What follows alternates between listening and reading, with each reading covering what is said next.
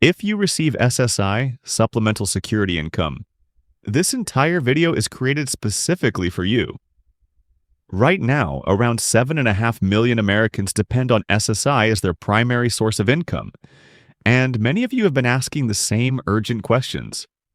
Are my benefits safe next year? What's the truth about the $200 increase? What about the so-called bonus check in December? Does the Social Security insolvency in the 2030s mean my SSI will be cut? These questions are completely understandable because recent headlines have been confusing, and many videos online mix SSI with SSDI, retirement, survivor benefits, and veteran benefits, even though the rules are very different. In this breakdown, I'm going to walk you through everything step by step.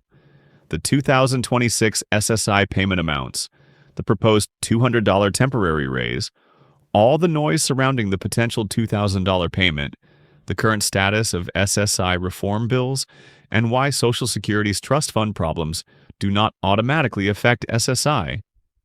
If you appreciate clarity during confusing times, please support the channel. Hit like, subscribe to Social Security Post, and turn on notifications so this information reaches more SSI recipients who need it. Let's begin with what is already official: the cost of living adjustment for 2026. SSI is receiving the 2.8% increase, just like Social Security retirement and SSDI. That means the federal maximum SSI payment increases from $967 per month in 2025 to $994 per month in 2026 for an individual, and from $1,450 to $1,491 for an eligible couple. These higher amounts show up first with the payment issued at the end of December 2025, which counts as your January 2026 benefit paid early. This is the standard process every year when the first of the month lands on a holiday. This timing also explains the so-called double or bonus payment in December. Many people see two SSI deposits, one at the start of December and one at the end, and think it's extra money. It's not. When January 1st falls on a holiday, SSI must pay one banking day earlier, which places your January benefit on the calendar in late December. It looks like two checks, but it's only a timing shift. Meanwhile, the rules many of you hope will change, like the marriage penalty and the $2,000 and $3,000 resource limits, remain unchanged for 2025 and 2026. There's been no expansion of the asset limits and no repeal of the marriage penalty unless Congress passes new legislation. Now let's talk about the proposal that has generated a massive amount of interest: the plan to temporarily add $200 per month for 6 months. Lawmakers reintroduced the Social Security Emergency Inflation Relief Act, which would provide a temporary $200 monthly increase for January through June of 2026. The bill is written to include retirees, SSDI recipients, survivors, veterans on qualifying programs, railroad beneficiaries, and importantly, SSI recipients as well. Recipients of multiple programs would receive only one $200 increase per month, not multiple. However, this is critical. The bill has not passed. For the $200 payments to become real, it must pass the Senate, pass the House, and be signed by the President.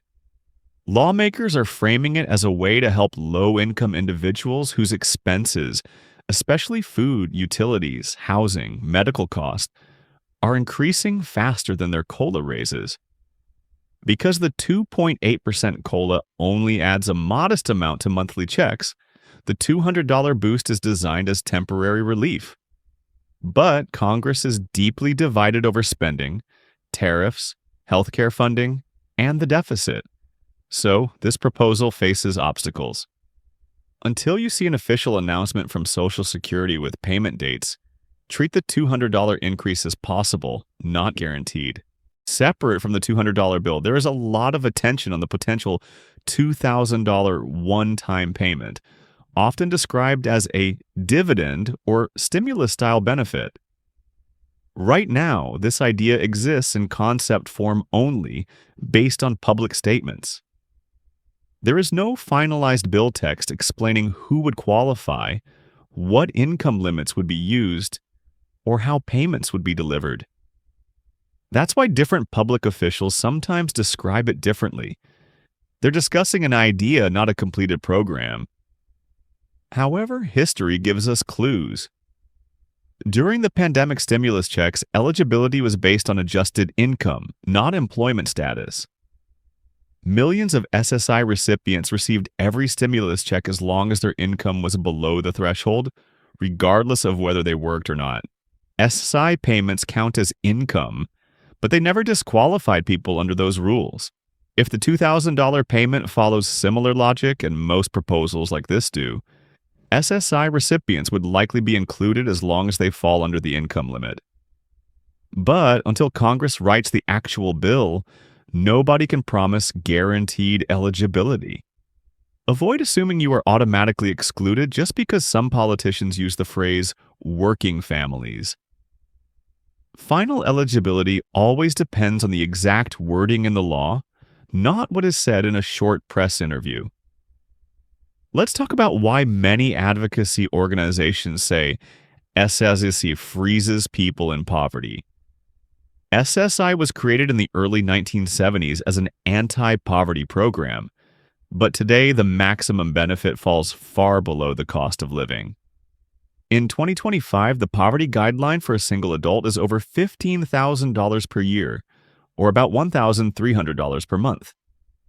But the maximum SSI payment is just $967, leaving recipients roughly $350 short of the poverty line every single month, even when they receive the full amount.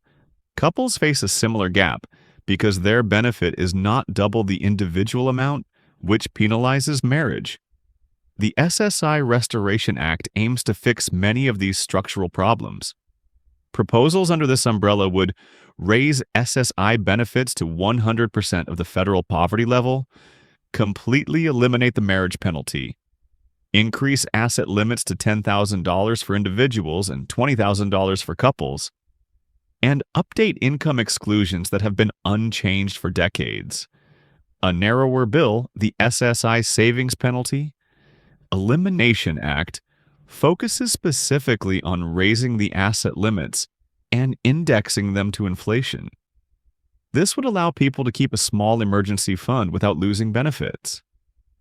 None of these measures have become law yet, but the fact that they keep returning to Congress shows bipartisan recognition that the current limits are outdated and harmful for people who cannot afford a single unexpected expense.